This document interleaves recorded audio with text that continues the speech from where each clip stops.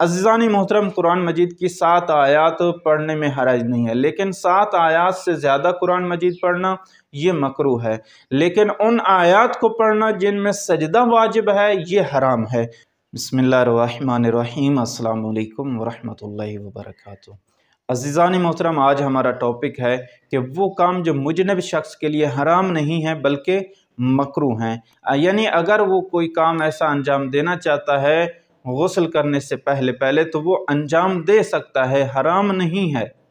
कोई मजबूरी है तो वो काम अंजाम दे सकता है गुस्ल से पहले पहले, लेकिन अगर मजबूरी नहीं है तो बेहतर यह है कि पहले गुस्ल कर ले, उसके बाद वो काम अंजाम दे। सबसे पहले खाना और पीना। खाना और पीना जुनाबत की हालत में ये मकरूह है, लेकिन आयतुल्लाह सिस्तानी साहब फरमाते हैं अगर वुज़ू कर लेगा या फिर हाथ मुंह धो लेगा तो उससे कराहत ख़त्म हो जाएगी, फिर मकरूह नहीं रहेगा, फिर मुबाह हो जाएगा।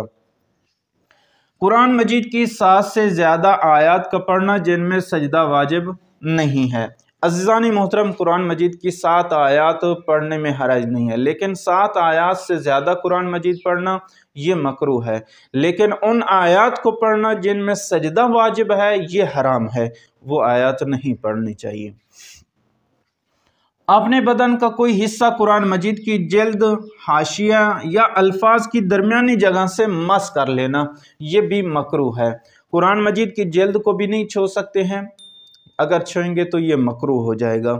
इसी तरह कुरान मजीद का जो हाशिया होता है दरमियान में उसको भी नहीं छू सकते हैं, ये भी मकरूह है।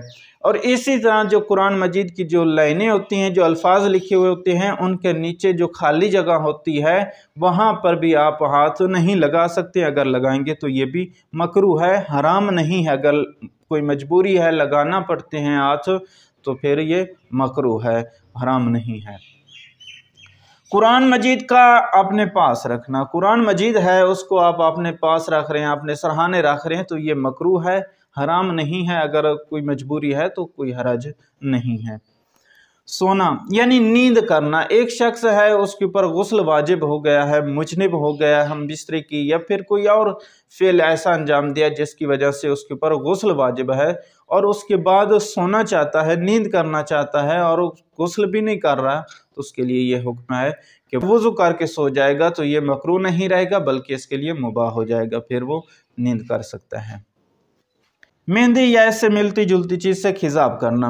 एक शख्स के ऊपर गुस्ल वाजिब है, अब वो मेहंदी लगाना चाहता है या बालों को कलर करवाना चाहता है तो ये मकरूह है, हराम नहीं है। अगर मजबूरी है तो लगा सकता है। बदन पर तेल मलना।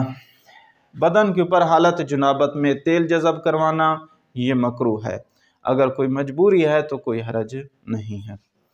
एहतलाम के बाद जिमा करना। एक शख्स को एहतलाम हो गया उसके बाद दोबारा हम बिस्तरी कर रहा है तो ये मकरूह है, हराम नहीं है। अज़ीज़ान मोहतरम, अगर कोई सवाल हो तो वो मुझे कमेंट में कर सकते हैं, इंशाअल्लाह उसका तफ़सीलन जवाब दिया जाएगा। वस्सलामु अलैकुम वरहमतुल्लाहि वबरकातुहू।